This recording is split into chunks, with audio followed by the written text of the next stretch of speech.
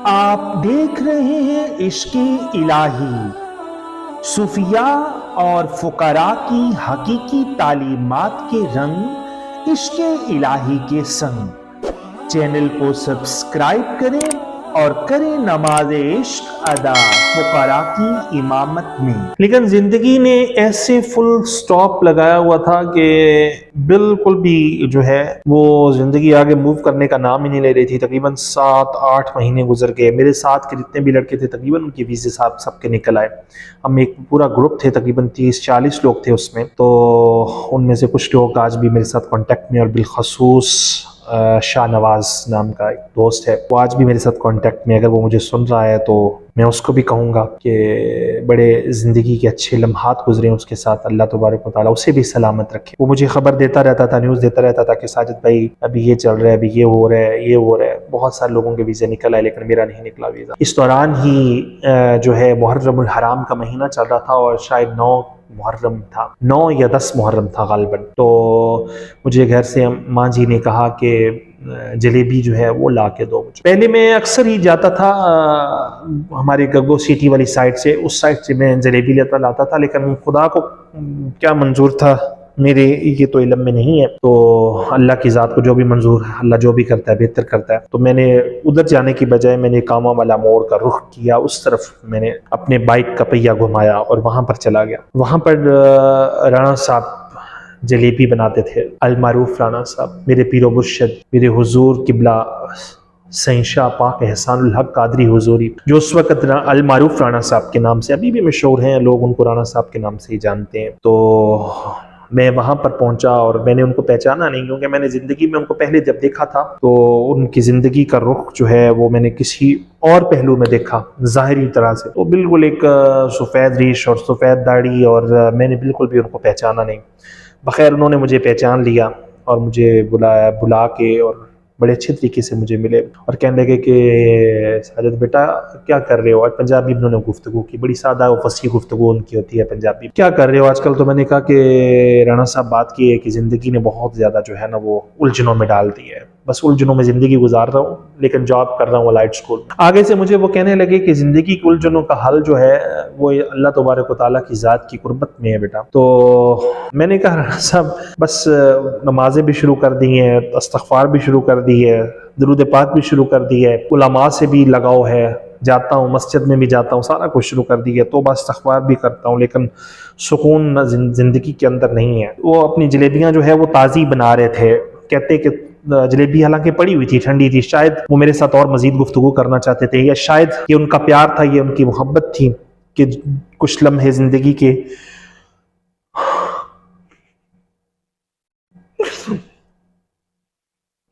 मैं ये समझता हूँ कि ये उनका प्यार था कि शायद हमारा अक्स इसकी नफ्स के ऊपर पड़े और इसके लिए जिंदगी में आसानी हो सके। तो उन्होंने मुझे ताज़ी जलेबी बना कर दी और साथ ही साथ कहने लगे कि बेटा कि अगर तुम्हें यकीन हो तो हमारे पास ज़रूर आना।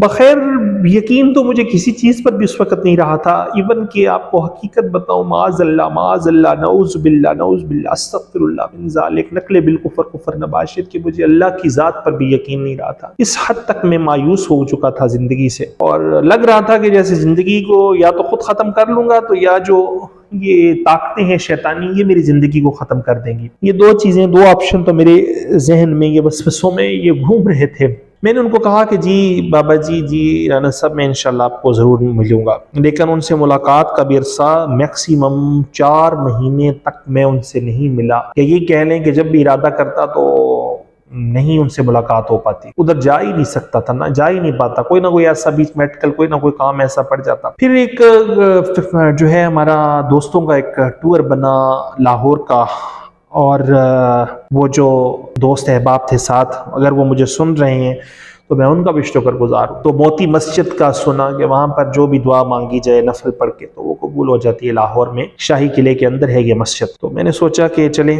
वहाँ का रुख किया जाए, सब जा रहे हैं तो मैं भी चला जाता हूँ वहाँ पर। वहाँ पर 2 रकत नमाज नफल अदा करने होते हैं और जहाँ पर इय्याका नअबुदु व इय्याका नस्तईन शायद उसे तसलसल से पढ़ना होता है। तो मैंने वो पढ़ना शुरू कर दिया। उस मस्जिद के हाथे के अंदर जब मैं दाखिल हुआ तो मुझे वैसे ही मेरा जो सर था वो चकराना शुरू हो गया और मेरे दिल की धड़कन इतनी शदीद तेज हो गई कि मैं आपको बता नहीं सकता। ऐसे लगता था कि जैसे दिल धड़क के अभी बाहर आ जाएगा। मुझे महसूस हो गया कि ये यहाँ पर कुछ ऐसी रूहानी ताकतें मौजूद हैं कि जो इनको जो मेरे साथ है जो मखलूक है जो इसको बिल्कुल भी अच्छा नहीं लग रहा कि मैं यहाँ पर क्यों आया। बखैर मैंने हिम्मत की और अल्लाह तबारक व तआला को याद किया और वज़ू किया और मैंने नफल अदा करने शुरू। मैं क़याम में था तो मुझे ख्याल में जो है कामा वाला मोड़ नज़र आ रहा था। मैं रुकू में था तो मुझे कामा वाला मोड़ नज़र आ रहा था। मैं फिर क़याम में गया, मुझे कामा। जब मैं सजूद में था तो मुझे कामा वाला मोड़ नज़र आ रहा। और जब बिलखसूस में अत्तहियात पर बैठा तो मेरी तबीयत इतनी शदीद किस्म की बिगड़ना शुरू हो गई कि मैं आपको बता नहीं सकता। कि मुझे ऐसे लगता जैसे मुझे उल्टी आएगी, मेरा दिल ख़राब हो रहा था। और उसी असना में मुझे